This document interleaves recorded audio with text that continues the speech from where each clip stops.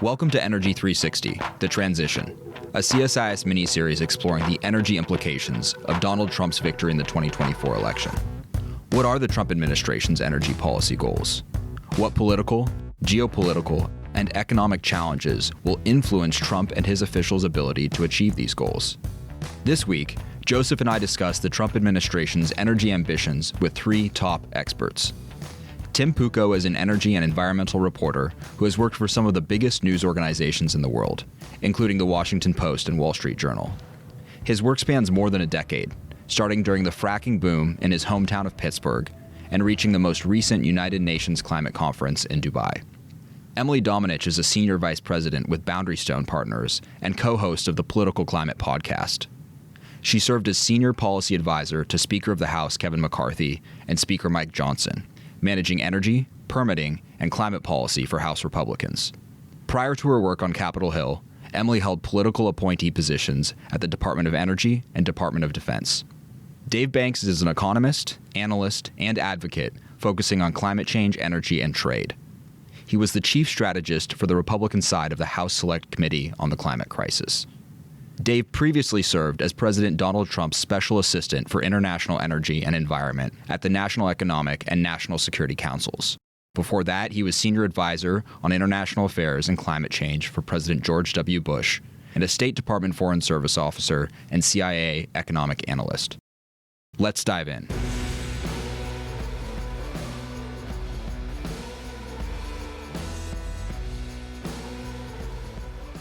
Drill, baby, drill, American energy dominance, liquid gold. We've heard a lot of ideas and principles shared by President Trump on the campaign trail and by his surrogates. But I'm curious, what is the organizing principle of President Trump's energy policy in this new administration? And Tim, I'd love to start with you and just kind of hear your thoughts on what the organizing principle is, but also any differences between Trump 1.0 and Trump 2.0. I think maybe the most important thing to say is that there's really not that much difference at all. The core of what Trump stands for on energy and climate is still the same. And there's maybe a bit of an evolution around specifics, but pro-fossil fuels, pro-American energy, every day, all the time, is the guiding philosophy. One thing that I guess when it comes to evolution and things that are different, consumer prices has to stand out. We're in a much different time for consumers than we were than when Trump came in the first time.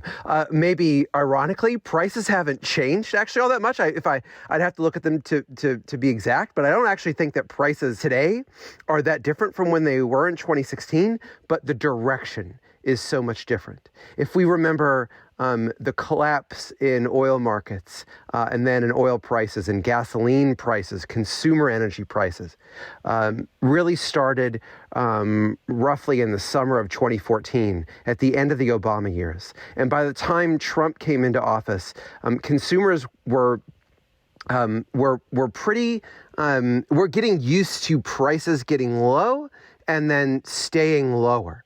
COVID reinforced that a few years later.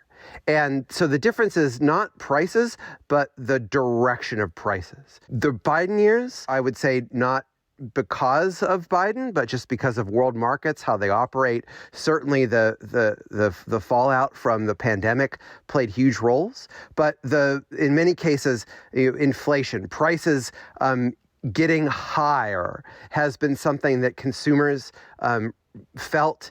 It became so central to Trump's campaign. And this promise that he has made to lower prices for consumers, to do it dramatically, I think by half, and to do it within about a year, that if there's anything that's different, it's that the emphasis on that is so much more. Delivering what consumers want in prices that are going lower is now at the center of kind of all the same stuff that Trump wanted to do then and wants to do now. We can get into the specifics of that, but it's basically trying to find a way to get more production onto market, making it easier on U.S. domestic energy producers. And then I think that the trouble that you'll find is how to do that without then collapsing the industry, right? The problem for U.S. producers is if they get what they want and they get all these things from Washington to make their lives easier, we've already seen oil prices are starting to come down again. And there's a real risk that I think that some are concerned about, that all this could be self-defeating if prices come down too much. And we can get into that later, but that's kind of the overarching situation. So, Emily, you were directly involved in the creation of Republican energy policy, both during the first Trump administration, also during the Biden administration. What's your perspective on this? What is the MO of Trump 2.0? I think it's deregulation, deregulation, deregulation. I mean, when you get a second shot at the presidency, you start to think really quickly about what can you accomplish that has lasting impacts. And I think you're going to see a real move quickly from the Trump administration to push back against the administrative state and sort of say, how can we make some long-term institutional changes that perhaps undermine the folks who work against Republican policies consistently across the administrations? So I think we're going to see that in civil service reform. I think we're going to see that in deregulatory agenda from the Trump administration, everything from rolling back the regs on NEPA. I think we'll see some of the Clean Power Plan rules pulled back. I think we'll see a reapproach to how we look at the way we build out power and transmission in this country. These are all really good things for people who care about building things in America. And that's what I like to remind my friends who are on the other side of the aisle, who are perhaps apoplectic about a future Trump administration, that if you care about building things, if you care about economic growth, this is all really, really good news for you. But it's going to start with Trump getting in place really educated, talented people. And we're already seeing that across the transition teams. You see names like Andy Wheeler and Dave Bernhardt back in the mix. Even if they're only playing a role in the transition, those guys are really going to shape that agenda. And they are smart enough and knowledgeable enough to know how to dismantle some of these pieces that worked against the Trump administration last time around.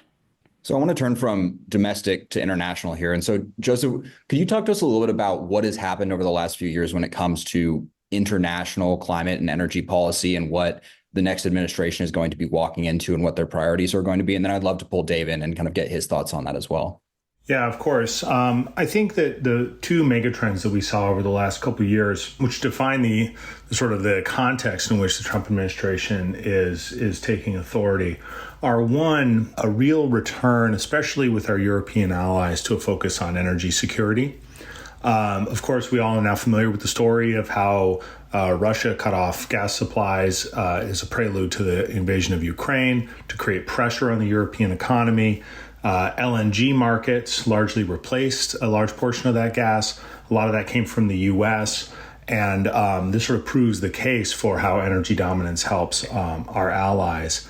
I'll note, of course, that our European friends also see renewables and demand destruction or conservation as key elements of their energy security as well. So it'd be interesting to see how the administration grapples with that full portfolio as opposed to, we're expecting really, really strong support for the U.S. LNG industry.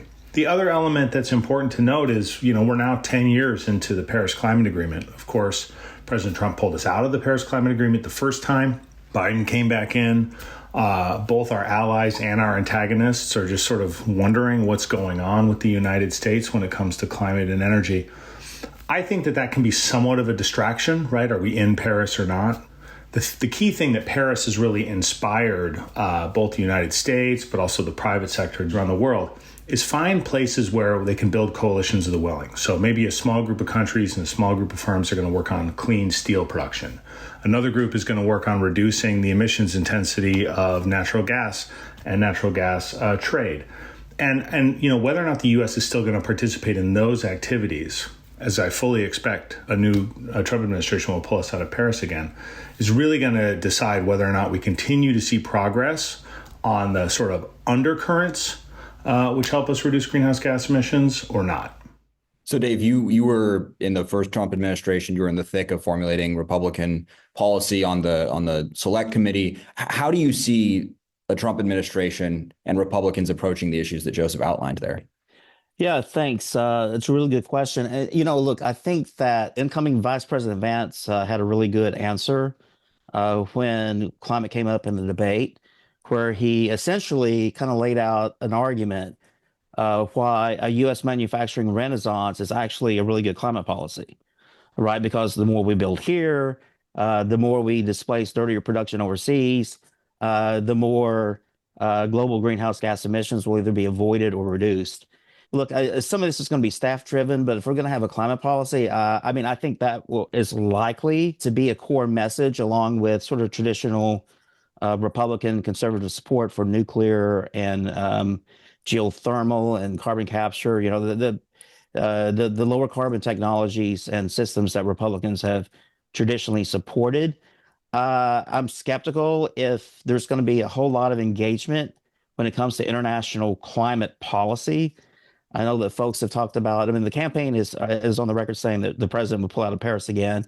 We're not sure how it's going to relate to the Framework Convention. We're not sure if there are going to be other sort of multilateral fora that where the administration can actually engage. One quick thing, just going back to the domestic policy question, I think those were really good answers with Tim and Emily. I will just to reinforce what was kind of said. I mean, look, energy dominance is going to continue to be a strategic objective. But one of the big differences between now and then is also the growing internalization and recognition that we're going to have a tremendous growth in energy demand, right? And we're going to have to figure it out. And I know that's going to result in maybe build, baby, build. It's going to become more of a popular slogan that reinforces what Emily was saying. But particularly on the manufacturing side, I mean, look, we have got, with AI and with the data centers, if we really want to resurrect U.S. manufacturing, this is clearly a goal of the incoming administration.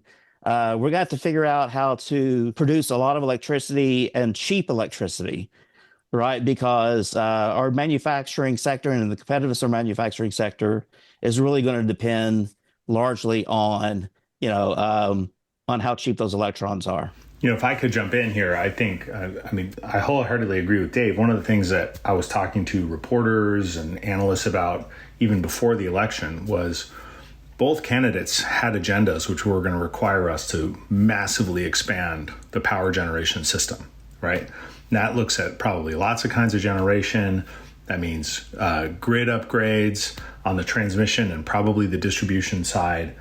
For the climate people, if we can build really quickly to help enable the AI leadership, that also creates the conditions that we do everything else that we want to do in terms of electrifying the vehicle fleet or electrifying homes and businesses. The undercurrents here are the same. I mean, I would ask Dave, too, what he thinks about on the international scene, some of these more sectoral or specific targets, which have they're not part of Paris or part of the UNFCCC, but they sort of spin off of it. For example, tripling global nuclear capacity. There's now an international agreement to do that. Banks are working on how to make it happen. There's diplomatic efforts to see what we can build where. I think you can kind of see engagement from the USG on this stuff, regardless of which party is going to be in control. But I'm sure our colleagues have thoughts on that as well. Yeah, I'd love to hear thoughts on that nuclear piece in particular, because that does seem quite aligned with a Trump GOP agenda. Either Tim or Dave, you guys want to hop in on this? Before we get on to the international elements, I want to address what Dave was saying about the growth of AI and electricity demand. One thing that I've heard from in Trump circles on that is that it doesn't change their philosophy at all, but what it does is it adds to the urgency in support of the philosophy that they've already had. So we've seen utilities all over the country go back to exploring adding more gas-fired power, right? Nuclear, as you mentioned as well. And I think the friction in the Biden years was that, yes, they wanted electrification, but they really wanted electrification by zero emissions power. Nuclear was fine, but there was real pressure to do everything else with solar, wind, batteries, novel technology that were subsidized and were getting newly developed with help from the IRA. That last part is what's out the door now. And so what you're going to see, the big difference here is that, all of this demand growth that's coming from AI, data centers, so on and so forth, broader electrification, there is a real strong possibility, if not probability, that a larger share of that is going to happen from fossil fuels. A much larger share is going to of it is going to happen from fossil fuels than what would have happened if it was still, Biden, Harris, Democrats at the wheel of steering this policy. They're going to the Trump people want to open a lot of doors for oil and gas producers to fulfill that new demand. Just jump in here really quickly, too. I think this is sort of like the difference in the overarching strategies, right? So you have, Republicans who want to make it easier to build everything and let the market decide what wins.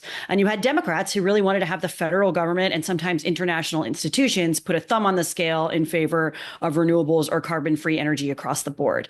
So at this point, I think it's really a put your money where your mouth is moment, right? For all those folks who want to tell us that, renewables are always the best option or nuclear is the best option for these data centers. Let's see how the market plays out when there isn't this regulatory pressure making it harder for one or another thing to compete in the marketplace.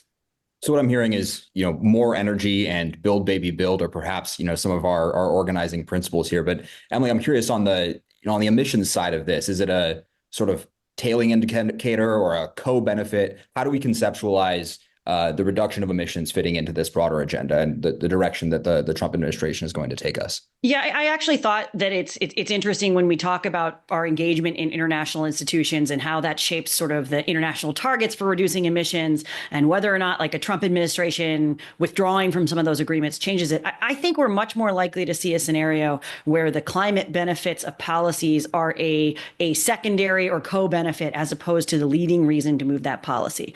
But if you're somebody who cares about reducing global emissions, who cares? Why does that matter? Why does it matter what the driving force is behind the policy if the policy outcomes are the same? And in the case of the Trump administration, when you're starting from a framework of what you're trying to do is to reshore industries in the United States, you get all these other co-benefits along with reducing emissions. Not only are you doing something cleaner, but you're doing it with better labor practices, and you're doing it in a way that is benefiting the American worker and all of these other policies that are secondary to that climate goal. So I think that's a mistake we see.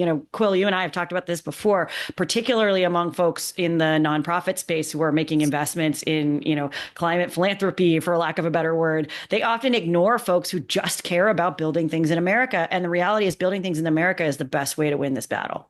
We've talked a lot about the direction that the Trump administration would like to go. As we all know, rarely is that manifested, as soon as you hit the beaches in January. And so, Joseph, I'm interested. What are the policy issues that are going to be immediately the Trump administration is going to have to immediately negotiate come January, February? I think of permitting reform as something we've been talking a lot about. LNG exports. What are some of the practical policy challenges, opportunities that the Trump administration is going to be facing right away? Well, I think that there's a couple things that are, going to be a challenge. They were a challenge last time for the Trump administration. Emily already highlighted this vast deregulatory agenda. If you really want to accomplish that and not have things get tied up in court, you need legislative reform. And so the idea that we should have a sort of real conversation around permitting reform next year to meet the goals that the Trump administration has targeted, that the congressional majorities have talked about, that to me seems plain and evident. Then it's a question of, can we build a package that would be able to get enough votes to go over the Senate filibuster, which is going to require some Democrats. And then there's going to be some horse trading in play around transmission siting, around what style of permitting reform we do. I think that's a really, that it can be a unifying agenda for the United States. I actually firmly believe that. Negotiating it will not necessarily be easy.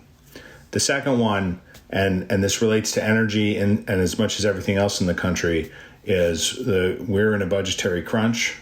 The Trump administration has really, really ambitious plans for tax policy. We know that with the triumvirate, there will probably be a reconciliation bill. And so figuring out what is to be done around this entire agenda of building more, of reshoring manufacturing, of keeping prices low, especially on energy, in the context of budget reconciliation and tax policy is like a second major issue for the next administration. one thing I just want to say about all that is, and maybe it's surprising, I have not heard much from people in these circles yet about prioritizing a legislative agenda. There is a real focus right now on day one, executive orders, those types of measures in place to counteract all the things that the Biden administration did that they didn't like. The deregulation agenda, as Emily laid out, absolutely number one. And to some degree, I should say to a large degree, there seems to be much more of an impetus on reforming the administrative state to do that deregulatory agenda than there is on crafting a legislative agenda for bigger policy. And maybe this is just because I tend to talk to people who come from the agency world. I don't know. Maybe it's just because, right now they want to be laser focused on the initial days, and the thing you could do quickest is get those executive orders in line and start getting things churning at the agency.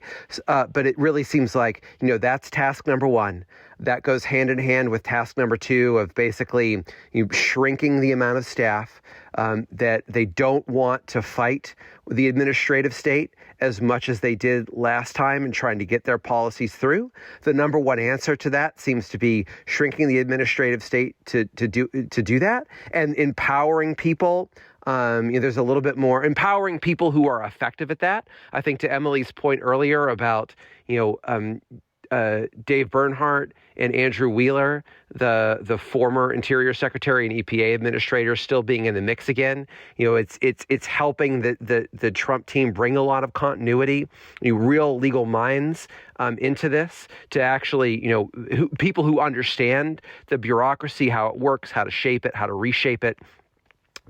That gives a much steadier hand, it seems, this time around than last time around at taking those types of actions first and foremost. But it does raise real questions about what Joseph laid out. All those big legislative questions, permitting reform, what happens to all these IRA measures. I'm hearing a lot less about putting an emphasis on that and those types of more systemic policy initiatives, longer term policy initiatives. We could be a while before we figure out the precise ways in which those will unfold and maybe even the big asks that Trump will have for Congress. Yeah, as the Article 1 girl on this call, I'd be happy to emphasize the fact that I think the Trump administration is doing exactly what it should, which is focusing on the things that are under their purview. And frankly, Congress needs to do its job and focus on the legislative side of this discussion when it comes to enacting long-term policy. I couldn't agree more that permitting reform is going to be a huge issue in this next Congress. I suspect we'll probably see multiple bites at the apple on this issue. I think there'll be an effort to address some of our permitting challenges in the reconciliation context, but we all know that with the Byrd rule process, we're unlikely to get the whole, all of the policies that we want to see in place through reconciliation. So that means we're looking ahead to some of those other vehicles that serve as good options for that 60-vote coalition that moves permitting. My personal sense is that's probably the surface transportation reauthorization in fiscal year 26, along with the IIJA reauth. Those are the right groups of stakeholders who care about building big things that can come together for those other big permitting challenges. Think Clean Water Act reform, for example, which is something that absolutely needs congressional engagement and needs it from those particular industries.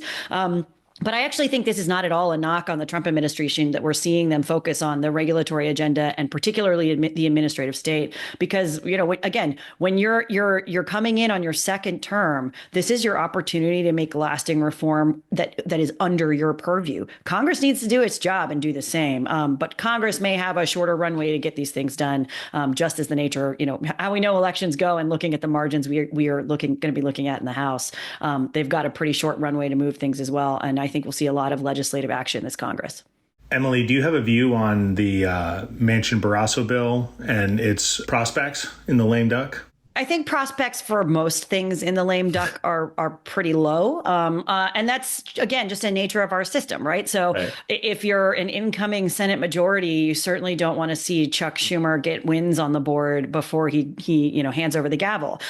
If you're Speaker Mike Johnson, you have to win a speaker race in January, and we know how hard those can be, and we know that his margins might be even smaller than they were this last Congress. So like at the end of the day, the opportunity for some big omnibus spending deal like we've seen in years past, I think is incredibly slim. And that makes it pretty hard to move a bill like Manchin Barrasso. It's not impossible. I think there will be a disaster supplemental, and then we'll obviously have to do something with government funding. Although, frankly, if I'm Speaker Johnson and I have to choose between an omnibus and shutting down the government, I'm just shutting down the government at this point because I want to win that speaker race in January and get to work. So I think, frankly, that the opportunity for these big Christmas tree bills, it's been getting smaller over time anyway. It's something that Speaker McCarthy tried to really pull back on. We've seen the NDAA really get slimmed down in the past several years. So I think when we think about things like permitting reform, there's always this effort to like chuck it on the next Christmas tree bill. But both vote coalitions don't always work out right, particularly when it's something like NDAA that has a totally different like floor of support than a surface bill or an omnibus or something else. So I think we need to think a little bit more about what are the policies that can get 60 vote coalitions, and then we should start thinking about the vehicle and how we move that forward. Come on, say it. Regular order. Say it. Regular order, baby. Let's do it. Dave, so there's been a pretty significant shift in Republican Party thinking on trade and industrial policy over the last. Oh, Emily's going to love this one. Oh, she will.